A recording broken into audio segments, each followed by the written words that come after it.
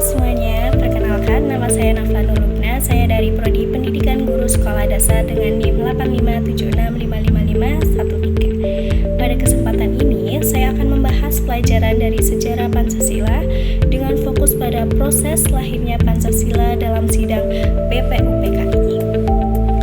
Pancasila yang kita kenal sekarang ini tidak muncul begitu saja, tetapi melalui proses yang panjang dan penuh perjuangan. Salah satunya tahap penting adalah sidang Badan Penyelidik Usaha-Usaha Persiapan Kemerdekaan Indonesia, atau yang kita kenal yaitu BPUPKI, yang menjadi tonggak lahirnya dasar negara Indonesia. Di sini saya akan menjelaskan peristiwa penting dalam sidang BPUPKI. Yang pertama yaitu pembentukan BPUPKI. Apa sih itu BPUPKI? BPUPKI adalah Badan Penyelidik Usaha-Usaha Persiapan Kemerdekaan Indonesia atau Dokuritsu Junbeko Sakai. BPUPKI adalah badan yang dibentuk oleh Jepang untuk menyelidiki dan mempersiapkan kemerdekaan Indonesia. BPUPKI itu dibentuk pada tanggal 29 April 1945 sebagai langkah awal menuju kemerdekaan Indonesia. Pembentukannya merupakan janji Jepang kepada bangsa Indonesia sebagai imbalan atas dukungan rakyat Indonesia dalam Perang Asia Timur Raya atau disebut juga Perang Dunia Kedua. Pembentukan BPUPKI juga merupakan bagian dari janji Jepang untuk memberikan kemerdekaan kepada bangsa Indonesia. Nah, tujuan utama BPUPKI itu adalah yang pertama, menyelidiki dan mempersiapkan hal-hal yang perlu diperlukan untuk kemerdekaan Indonesia. Yang kedua yaitu mempersiapkan Undang-Undang Dasar untuk negara Indonesia yang merdeka. Yang ketiga yaitu merumuskan dasar negara dan bentuk pemerintah yang ditetapkan di Indonesia setelah kemerdekaan.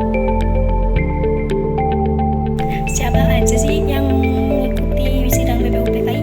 BPUPKI beranggotakan 62 orang terdiri atas tokoh-tokoh nasional dari berbagai suku, agama, dan golongan dengan Ketua Dr. Andes Rajitman Widyodiningrat.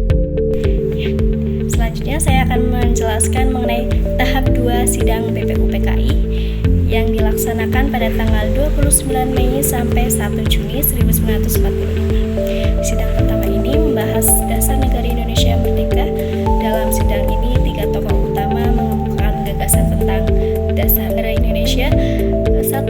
Muhammad Yamin pada tanggal 29 Mei 1945 mengusulkan dasar negara meliputi perikebangsaan, perikemanusiaan, periketuhanan, perikerakyatan, dan kesejahteraan rakyat.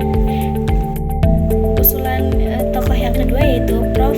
Dr. Andes Supomo tanggal 31 Mei 1945 mengungkapkan konsep negara integralistik, yaitu negara yang menyatukan seluruh golongan tanpa mengutamakan pentingnya individu. Nah, tokoh yang ketiga yaitu Insinyur Soekarno pada tanggal 1 Juni 1945 menyampaikan pidato yang bersejarah dan memperkenalkan 5 dasar negara yang disebutnya Pancasila. Yang pertama, kebangsaan Indonesia. Yang kedua, internasionalisme atau perikemanusiaan. Yang ketiga, mufakat atau demokrasi. Yang keempat, kesejahteraan sosial. Dan yang kelima, ketuhanan yang Maha Esa. Pada tanggal 1 Juni 1945 kemudian diperingati sebagai hari lahir Pancasila.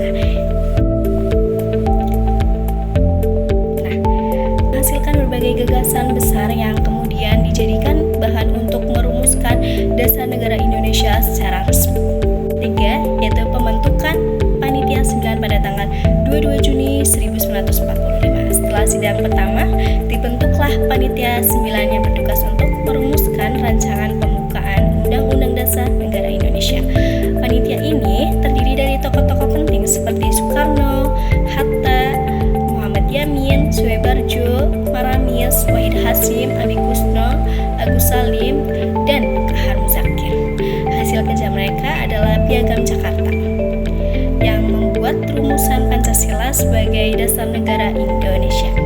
Rumusan ini kemudian menjadi cikal bakal pembukaan Undang-Undang Dasar 1945. Yang keempat, sidang kedua BPUPKI tanggal 10 sampai 16 Juli 1945. Sidang kedua ini membahas rancangan Undang-Undang Dasar pembentuk negara dan wilayah Indonesia. Dalam sidang ini disepakati bahwa bentuk negara Indonesia adalah kesatuan, bukan federal. Bentuk pemerintahan adalah Republik Indonesia dan wilayah Indonesia mencakup bekas daerah yang memiliki hubungan sejarah. Hasil sidang kedua ini kemudian diserahkan kepada Panitia Persiapan Kemerdekaan Indonesia atau PPKI untuk disahkan setelah proklamasi. Tahap kelima yaitu pembubaran BPUPKI dan pembentukan PPKI. Setelah tugasnya selesai, BPUPKI dibubarkan pada tanggal 7 Agustus 1945 digantikan oleh PPKI atau Panitia Persiapan Kemerdekaan Indonesia yang bertugas untuk mempersiapkan pelaksanaan kemerdekaan Indonesia. Langkah ini fase terakhir perjuangan menuju proklamasi 17 Agustus 1945. Makna penting PPUPKI yaitu PPUPKI sebagai tonggak sejarah lahirnya Pancasila sebagai dasar negara serta cermin semangat persatuan dan musyawarah toleransi para pendiri bangsa. Melalui BPUPKI ini, bangsa Indonesia menunjukkan kemampuannya untuk berpikir secara visioner dan berdaulat dalam menentukan jati diri bangsa sebelum merdeka. Nah, nilai-nilai Pancasila yang tercermin yaitu dari peristiwa sidang BPUPKI dapat kita lihat nilai luhur Pancasila yang sangat kuat. Yang pertama, nilai persatuan. Karena para tokoh berusaha untuk menyatukan berbagai pandangan demi kepentingan bangsa. Yang kedua, nilai musyawarah dan demokrasi.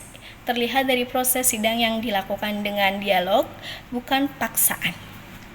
Yang ketiga yaitu nilai ketuhanan dan kemanusiaan, karena rumusan yang lahir tetap menghormati perbedaan antara agama dan menjunjung tinggi kemanusiaan.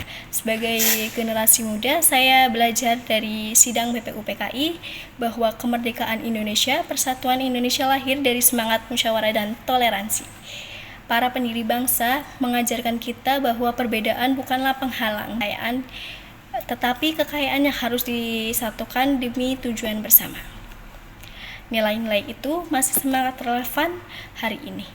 Di tengah tantangan zaman seperti konflik sosial, ujaran kebencian, dan polarisasi di media sosial, kita perlu meneladani semangat BPUPKI yaitu mengutamakan persatuan, menghargai perbedaan, dan mencari solusi bersama semangat Pancasila.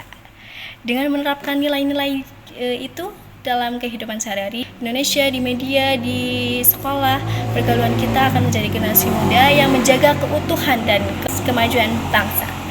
Akhiri untuk presentasi hari ini, kurang lebihnya saya mohon maaf. Wassalamualaikum warahmatullahi wabarakatuh. Salam semuanya.